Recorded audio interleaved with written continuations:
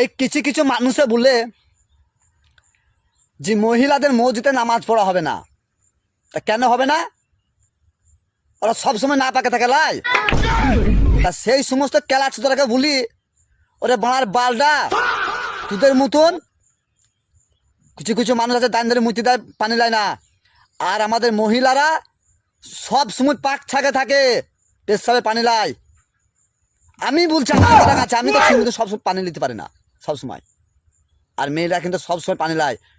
Saudi আরবে যদি নামাজ পড়া হয় তা আমাদের দেশে নামাজ পড়া হবে না? মানে তোরা বিশাল মশলি নাকি? মানে এক ভাই নিজের বকরে শুনি দেখ, মেয়ে ছেলে কীভাবে থাকে।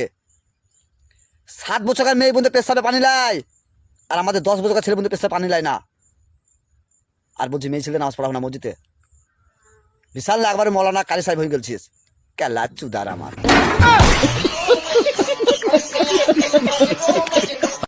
এই কিছু কিছু মানুষে বলে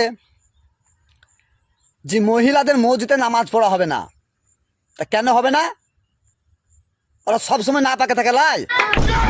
তা সেই সমস্ত কেলাচুদারাকে বলি, ওরে বাড়ার বালডা, তোদের মতন কিছু কিছু মানুষ আছে দাঁড়িয়ে মুতি দেয়, পানি লায় না। আর আমাদের মহিলারা সব সময় পাক ছাকে থাকে, পেশাবে পানি লায়। আমি বলছি আমার কাছে, আমি তো কিন্তু সবসময় পানি নিতে পারি না সবসময়।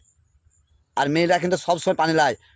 সৌদি আরবে যদি নামাজ পড়া হয় তা আমাদের দেশে নামাজ পড়া হবে না? মানে তোরা বিশাল মশলি নাকি? মানে এক ভাই নিজের বকরে শুনি দেখ, মেয়ে ছেলে কীভাবে থাকে। 7 বছরের মেয়ে বন্ধু পেশাবে পানি লায়, আর আমাদের 10 বছরের ছেলে বন্ধু পেশাবে পানি লায় না। আর বলছি মেয়ে ছেলে নামাজ পড়া হবে না মসজিদে। বিশাল একবারে মৌলানা কারি সাহেব হয়ে গেছিস, কেলা চুদার আমার।